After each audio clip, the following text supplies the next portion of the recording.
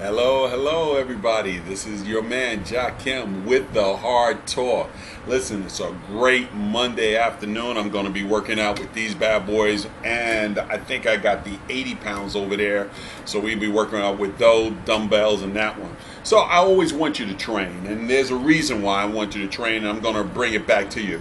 So first thing I would like to say is, big shout out to all those people that's ringing the bell, and that's what we're going to call this today, ringing the bell. We're ringing the bell to tell you that things are going to come. There's some instability and there's some chaos that's going to come. And we all know that because history doesn't just repeat itself. History rhymes. Now, I got that from Mark Twain, and I love that saying. History don't just repeat itself, baby. It rhymes. So I want you to say that things may not come back exactly like the same thing, but believe you me, it's all the same sentence. So we're talking about ringing the bell. Now I'm going to give you about the reason why I have my dumbbells here is because I'm telling you that you might want to prepare for some instability and some chaos. That's normal.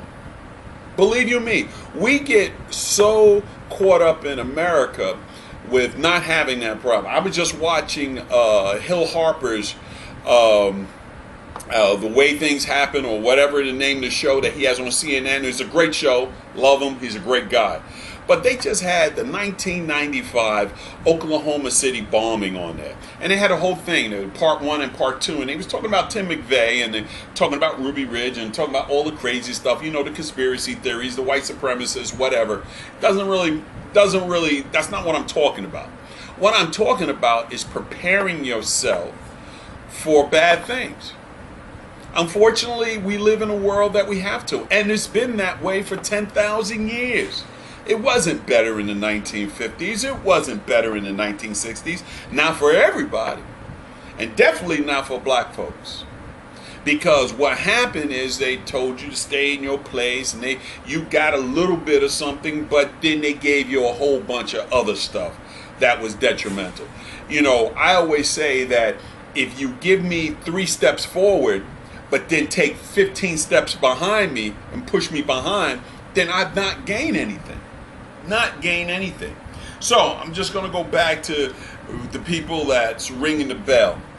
Now, I'm a bell ringer, and I love it because that's important for us. Somebody's got to tell you, no, it's not right.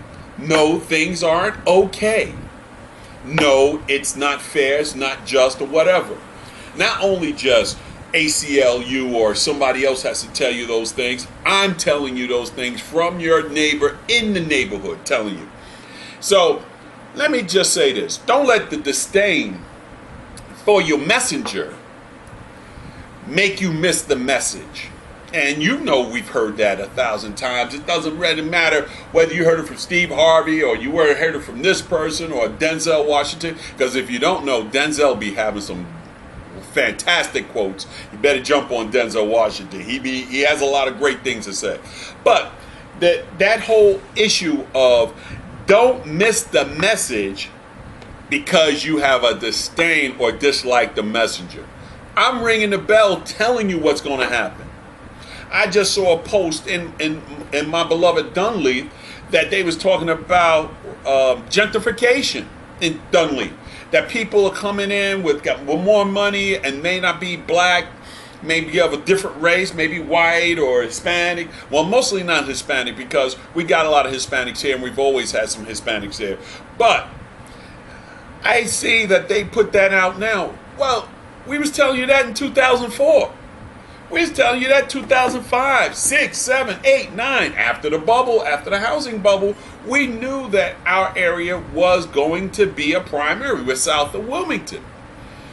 But finally, some of these uninformed people or misinformed people are finally getting it. Well, now grandma can't keep the house. So now these people moved in. They're going to take that house. This has been going on all over the country. In fact, all over the world. It's been going on for centuries. This ain't a new phenomenon. Let me tell you something. Gentrification is not a new phenomenon. No, it's not. It's been going on. We do the whole thing, you know how they say in the 60s and the 70s and the 80s there was the white flight out of the cities.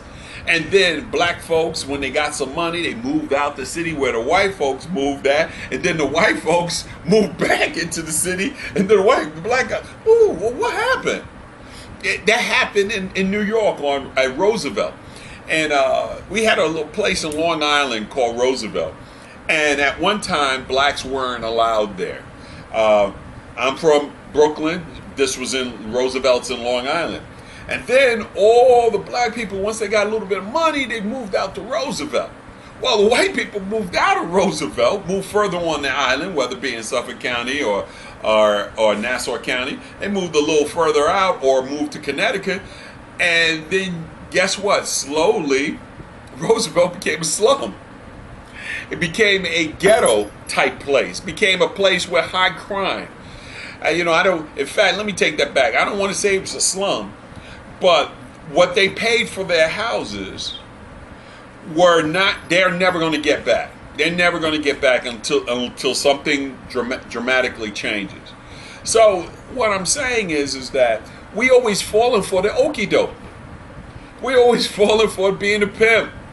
We always falling for what we trying to do instead of trying to build up your own community.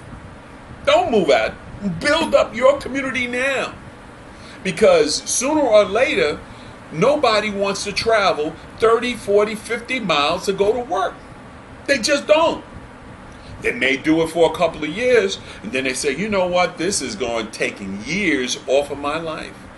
And I'm going to move right back in. So I'm just saying that, just giving you a little bit of heads up on that. In fact, I think I'm going to do a video where I'm doing the 40s or the 50s, and we're going to do a workout. You don't need anything more than 40 and 50, especially if you're doing a lot of shoulder work.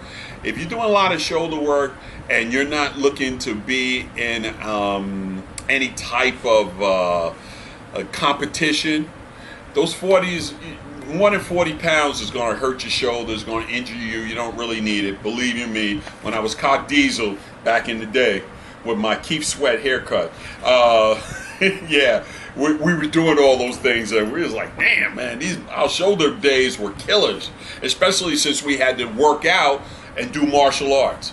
We used to go in and we were working out, we're doing our thing, we're working strong, hitting the weights, bench pressing 325, 330, doing our stuff. Then the next day, we have to go in and deal with Ronald Duncan or Tom LaPuppet in karate, and we like, yo, we are tight as hell. But we don't do those anymore. We actually are smarter with it. There's a lot of things we used to do as working out that I'm glad we don't do anymore. Again, I'm talking about ringing the bell. So the subject matter is ringing the bell. Let me just give you this real quick.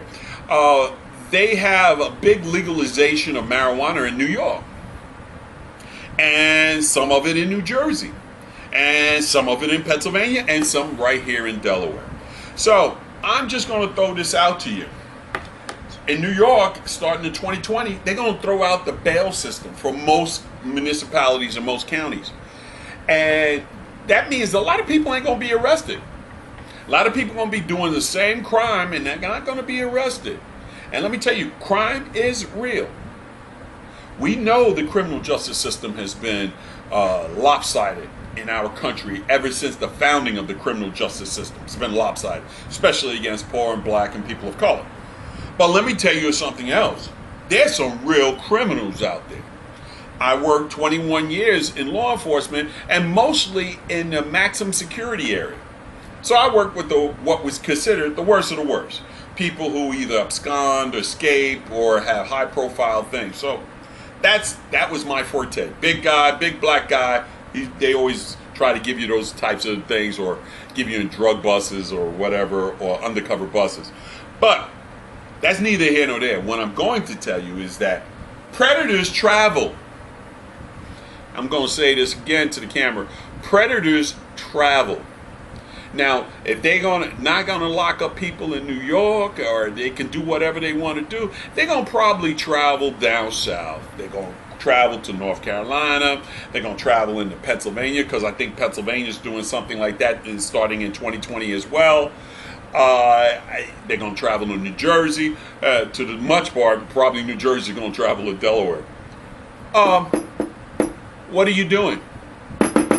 Is it time to ring the bell? Yes, it is. It is time to ring the bell. So, in the next couple of months that we have in 2019, I want all of us to start preparing. Now, I'm not talking about preparing for no war or nothing like that. We ain't talking about that. What I'm talking about is getting your health right, getting your business right. Get a business if you have one. Let me just say this. If you have not even thought about owning your own business, maybe this is the time you need to think about that. I know a lot of us think that jobs is the only way that you can actually make money to sustain your family, but that's not true. Think about a business. Think about starting a business. Think about what your community needs, and you think that actually you can do it to better the community. Because I'm going to tell you something. We've had a long time in Delaware where we've had big white-collar jobs, and then we had the blue-collar jobs, and then we had the service industry jobs. I like to call the service industry jobs a little different, because just like in Detroit and just like in most places that have big industrial areas, we allow those jobs to dictate our politics. And here's how I'm talking about it. You had those big jobs like Detroit. You've heard me say this. You've heard other people say it. Detroit was a perfect example of that. They had automotive giants. The big three were in Detroit. And you didn't have to have a college degree to make great money. Once they allowed blacks to get into the automotive, you didn't have to have that. You didn't have to have that to have a good house to have. And it was good until around the 1980s, roughly after the 70s, but around the 1980s, and then we had the fuel embargo in the 70s and all that stuff. Then what you started seeing was the decline of the union and the decline of industrialization and the decline of manufacturing here in our country. It started going every other place. And the unions started losing power. And when the unions started losing power, we started losing manufacturing jobs. And it's not the union's fault. The union have some responsibility there, but it's not the union's fault. I hold most of the responsibility on the greedy corporations themselves. They made a promise to their workers and then didn't fulfill those promises.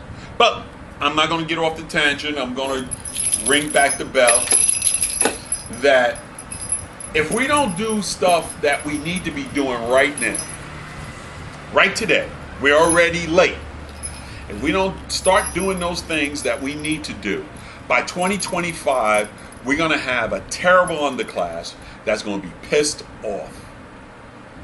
You know, I always say this, if you probably heard me say it, I was traveling months ago, about a year ago, on the 14th. Was it the 14th? No, on the 15th. And I was coming through Southbridge, and a young man was talking to me who was 16 years old. I ain't going to tell you his name because he didn't want me to say his name. He said, you know what, Brother Muhammad? You know what's the funniest thing I see in my neighborhood and some of people in my neighborhood? And you know, we got fantastic people in Southbridge. Most people are high, angry, and broke. He said, not only do I see it in my neighborhood, but I see it in white neighborhoods and Spanish neighborhoods. Most people are high, angry, and broke. And I told the brother, like I usually do, brother, I got to write that down because that's a great thing. High, angry, and broke. And when you have high, angry, and broke, you're going to have problems. So I'm just giving you a little bit of what I'm going through. And listen, oh yeah, I forgot to tell you about the books. All right, you have got to start reading those books, gentlemen. Ladies read a lot of books. Most of my black women, most of my white women that I know, they read books. You guys got to start reading some doggone books because just by your conversation, I can tell, man, dude, you, as old as you are, I thought you would have learned that by now. Yes, I had to tell a couple of brothers that. I have no problem with that. Have no problem at all. That's my opinion. And you know, you like your opinion, you like my opinion. Don't care to me. But I will ring the bell. And that's what we're doing. We're ringing the bell. So this is your boy, Jakim Muhammad. Peace out. And y'all stay safe out there. Peace.